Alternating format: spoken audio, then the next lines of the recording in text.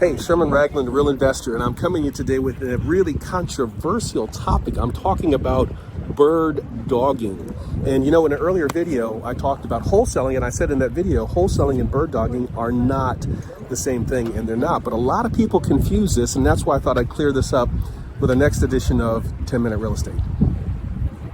So, Sherman Ragland, Real Investor, and again, as always, if you've got questions about real estate investing, please go to Ask a Real Investor, askarealinvestor.com, and submit your questions. You can also see questions that people have been submitting.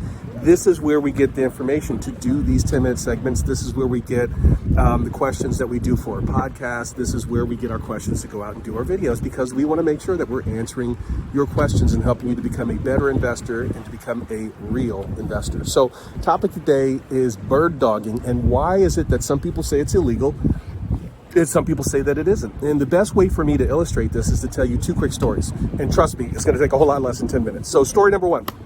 I'm a long-time real estate investor. Many of you guys know this. I've been real estate investing since about 2001, full-time real estate investor since about 2001. I had a $20+ million business that went tube side in one day. And I started doing wholesaling. And then rehabbing, and then investing, and that is my real investor journey. And everybody has a real estate or real investor journey. So I started off as a wholesaler. I've never really bird dogged. However, I can tell you I am a bird dog, and I'll explain that in a second. So, quick story. I've been investing in the Washington, D.C. area, and that means D.C. proper, Washington, D.C., Maryland, suburban Maryland, and of course, Northern Virginia. So 3 different jurisdictions, 3 different set of regulations, 3 different attitudes about bird dogging. That's story number one. Story number two, Washington, D.C., and this is probably the best way to illustrate bird dogging and why you may not want to be a bird dog. So Washington, D.C., there was a very famous lady. She's since been deceased, but she was very activist in the community. She was very pro many social activist activities. She was an art collector. She was a confidant to many people, and she was just a general all-around great woman. Her name was Peggy Cooper Cafrit. She also happened to at one point in time been chairman of the school board, and she was very connected amongst the DC elite and DC politicians.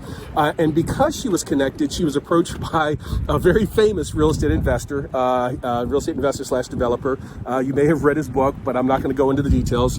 And he approached her and he said, hey, Peggy, I own this building in Washington, D.C., and I would like to get your help in getting the Washington, D.C. government, the D.C. City Council, to agree to lease the building from me on a long-term lease, and I will pay you if you help me. And so they entered into an agreement, and Peggy did what she was supposed to do, and she was supposed to get a $1 million bird dog fee. Like most people like, bird dog fee of $1 million. Stay tuned, and I'll tell you exactly what that entailed. So she went ahead, she did her part. The DC government did in fact sign up. They did take a long-term lease in that building, and she went back to that real estate investor developer and said, hey, I did my part, pay me my $1 million. And that real estate developer investor said, what are you talking about? And she said, the $1 million, we have a signed agreement, right? And he says, oh, let me see the signed agreement. And so she's like, come on, stop playing around with me, man. Pay me my fee. Of course, I'm paraphrasing. And he took a look at the agreement and says, nope, not going to pay you. And she's like, well, if you don't pay me, I'm going to sue you. And he's like, sue me. And she did. And when they went before the judge, my understanding, the judge said, well, you have a signed agreement, Ms. Cooper Cafritz. However, according to DC law, you cannot do what you've asked him to do. In other words, you can't get this developer to pay you $1 million finder's fee unless you have a real estate license. So can you produce your real estate license? She's like, real estate license? I don't have a real estate license. Not only do I not have a real estate license, he knows. The guy I signed an agreement with knows I don't have a real estate license. He just hired me because I know people. And so the judge looked her in the eye and he said, I'm sorry, ma'am, but under DC law, in order for you to get paid that fee, you have to have a license. And because you don't have a license, your contract is to do an illegal act. In other words, it's illegal for you to collect a fee for finding a real estate buyer, in this case, a real estate tenant, without having a real estate license. So he said, I'm sorry, but I'm going to find the contract null and void, and he doesn't owe you anything. Now, here's the deal. The real estate investor developer knew this. He knew this because this happens, quite frankly, all the time, especially to new investors or people who think they're investors, but they're bird dogs. And by the way, bird dogging is not investing. It doesn't have any of the 3 elements we talked about in the prior video. It is a way to get into the game, But as I said before, real estate bird dogging is much more closely aligned with being a real estate agent or real estate broker, because of the fact that when you are a bird dog, you have no skin in the game. You're not buying the property, you're not selling the property, you're just putting two parties together and collecting a fee. And guess what? That sounds a whole lot like real estate brokerage, and it is. And real estate brokerage, real estate licensing is very much like any other licensing, whether you're talking about being a nurse, being a doctor, being an attorney. It's regulated at the state level. There is no such thing as a federal real estate license. All licensing for a real estate agency or being a real estate agent or broker happens at the state level, or in the case of Washington, D.C., the District of Columbia level. And that's why it's such a confusing topic, because in some states, it is 100% illegal to be a bird dog, unless, of course, you have a license, while in other states, they don't really care. So let me finish the story and then sort of get to the meat and potatoes of today's 10-minute real estate. So Peggy, of course, Miss Cooper Kafritz, being influential enough to get the DC government to agree to go into this guy's building, was also influential enough with that same DC government to get them to change the law retroactively. You heard what I said, retroactively. In other words, change it for something that had already been done. That's almost never happens, but it happened in Washington, D.C. And so in Washington, D.C., most real estate agents, most real estate brokers know about the Peggy Cooper Kafritz law. So what did the law say? Without getting into all the details, basically what it said was that if you do a limited number of transactions where you're providing advisory services, no, you do not have to have a real estate license. And by having the D.C. government write that law and make it retroactive, Peggy Cooper Kafritz was able to collect her $1 million fee. Woo! Yay, Peggy! I love those stories where the underdog wins. But most people don't have that power, and most states, quite frankly, would never do that. But it did happen in D.C. So what's the lesson of the story? Well, in Washington, D.C., yes, you can bird dog without having a license and get paid a fee. In Maryland, it is illegal for you to bird dog without having a real estate license. Now, the law doesn't say it's illegal to be a bird dog, and this is, again, a very confusing thing.